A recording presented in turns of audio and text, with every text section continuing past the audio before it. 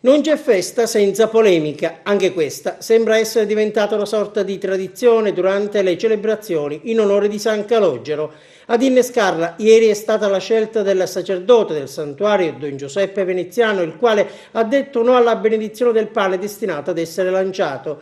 L'iniziativa era stata annunciata ed organizzata da Lello Casesa, storico rappresentante dell'Associazione dei Portatori. Non mi sembra assolutamente cristiano che la Chiesa e il parroco non abbia voluto benedire un sacco di pane che io avrei distribuito e comunque offerto al Santo, perché mi piace recuperare una tradizione antica. Non me ne voglia la Chiesa, non me ne vogliano i parroci, è una tradizione antica, storica, che noi tentiamo di raccontarla attraverso la storia autentica di San Calogero, che andava per le strade a raccogliere del pane e avendo contatto con i lebbrosi aveva difficoltà a toccare le persone, le cui persone poi gli lanciavano il pane alle finestre.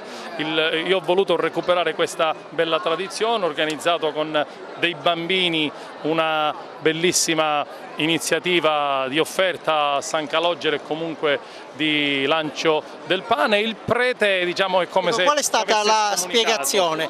Perché il prete ha negato questa opportunità? Perché vedendo me e la mia persona e sapendo comunque che avevo organizzato davanti al santuario questa offerta votiva del lancio del pane, ha detto no, questo pane non lo benedico perché sarà sicuramente lanciato e quindi sprecato.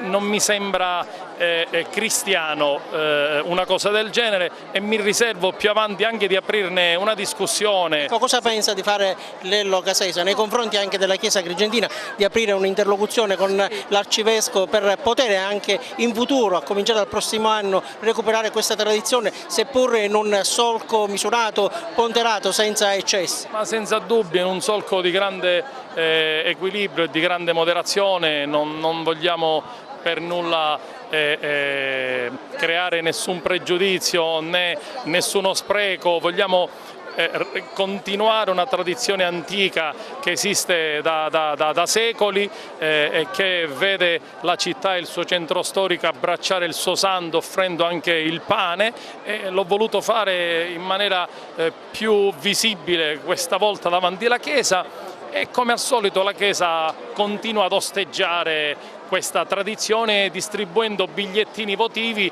che non hanno lo stesso significato profondo e spirituale che ci prefiggiamo di fare.